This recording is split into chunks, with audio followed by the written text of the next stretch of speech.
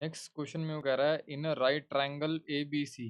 तो right triangle A B C हमने बना दी। Right angle at B, angle B पे 90 बना दिया।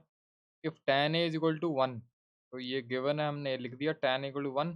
क्या वेरीफाई करना है? 2 sin A cos A is equal to 1, ये हमको निकालना है। यानी कि लेफ्ट हैंड साइड में हमें वैल्यूज पुट करके राइट हैंड साइड के इक्वल करनी है, क्योंकि राइट हैंड साइड से लेफ्ट हैंड साइड जाना मुश्किल है, लेफ्ट से राइट पे जाना आसान है। यानी कि लेफ्ट साइड को अगर मैं 1 के इक्वल कर दूं तो हमारा क्वेश्चन जो है वेरीफाई हो जाएगा। तो यानी कि हमको किसी तरीके से साइन ए की वैल्यू चाहिए और कॉस ए की वैल्यू चाहिए इस ट्राइंगल से। और वेरीफाई लिखा है तो मतलब left hand side equal to right hand side आएगी आएगी, है ना। तो वेरीफाई लिखा हो, टू प्रूव लिखा हो, शो दैट लिखा हो, तीनों केसेस में left hand side equal to right side आएगी आएगी। तो अब साइन ए और कॉस ए निकालना है, तो हमें गिवन है tan A is equal to 1। पहले तो इसको यूज़ कर लेते हैं।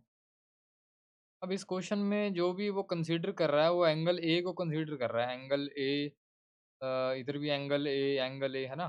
तो यानी कि एंगल ए के ऊपर मार्क करेंगे, ठीक है। तो अब ए के ऊपर मार्क करेंगे तो ये बेस हो जाएगा। तो मैं थोड़ा कंफर्टेबल होने के लिए इस ए को ना यहाँ पे लिख रहा हूँ, यहाँ पे, और सी को यहाँ लिख रहा हूँ।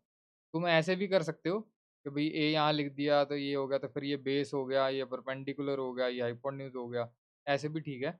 तो लेकिन मैं थोड़ा कन्वीनियंस के लिए इसको एंगल ये ए को इधर लिख रहा हूँ, ठीक है। मैंने एंगल ए इधर ले लिया। तो जिसके ऊपर 90 और एंगल ए की बात हो रही हो वो बेस होता है। ये हो गया परपेंडिकुलर और ये हो गया हाइपोटेन्यूज। तो मैंने लिखा है in right triangle A B C, एक ही राइट ट्राइंगल है ए बी सी। टैन ए किसके इक्वल होता है वो बताया था ना, पंडित बद्री प्रसाद हर हर बोले। पंडित बद्री प्रसाद हर हर बोले। और ये था साइन, कॉस और टैन। टैन किसके इक्वल हो गया? परपेंडिकुलर अपॉन बेस, ठीक है, वही लिखा है। तो डायग्राम में देख लो, परपेंडिकुलर किसके इक्वल है? वो है बी सी के इक्वल।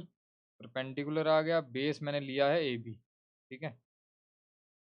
नेक्स्ट स्टेप में मैंने tan ए की वैल्यू 1 लिख दी, ये गिवन है हमको, रीजन लिख दिया given, B C upon A B same आ गया। नेक्स्ट स्टेप में ए बी को ऊपर ले गया मैं, तो यानी बी सी ए बी के इक्वल हो गया, ठीक है। नेक्स्ट स्टेप में मैंने B C is equal to A B is equal to K मान लिया। हमें ये तो पता है कि जो बी सी की लेंथ है और ए बी की लेंथ इक्वल है, लेकिन कितनी है ये नहीं पता, तो हमने इसको के सपोज कर लिया, ठीक है। क्योंकि मुझे बाकी की ट्रिग्नोमेट्रिक रेशियो निकालनी है ना, तो उसके लिए मुझे ए सी की लेंथ चाहिए, तो वो के रिस्पेक्ट में निकाल लेंगे उसको, ठीक है। नेक्स्ट स्टेप में ये जो मैंने के सपोज किया था ना, बी सी ए बी के, यहाँ लिख दिया। ए बी भी के हो गया, बी सी भी के हो गया।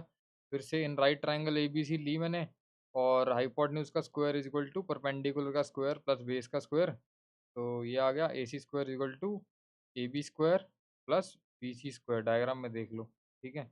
अब इनकी वैल्यू पुट किया, ए बी भी के है, बी सी भी के है यहाँ से, ठीक है।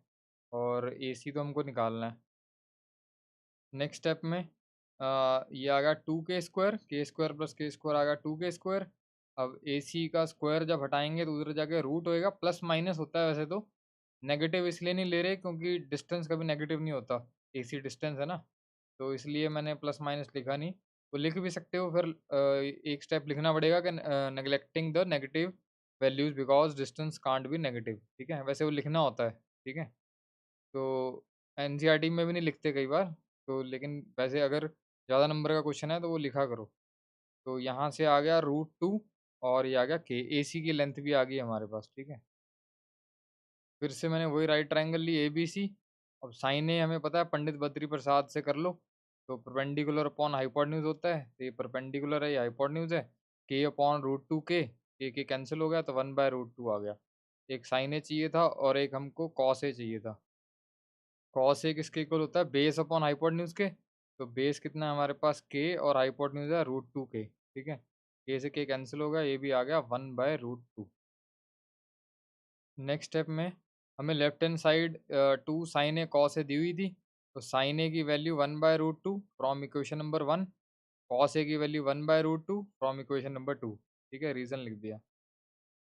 नेक्स्ट स्टेप में √2 इंटू √2 आ गया, 2 बन गया, ठीक है। ये वाला 2 सेम आ गया, कैंसिल हो गया, 1 आ गया, और राइट हैंड साइड भी 1 थी हमारी।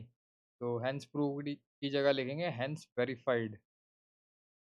That's it.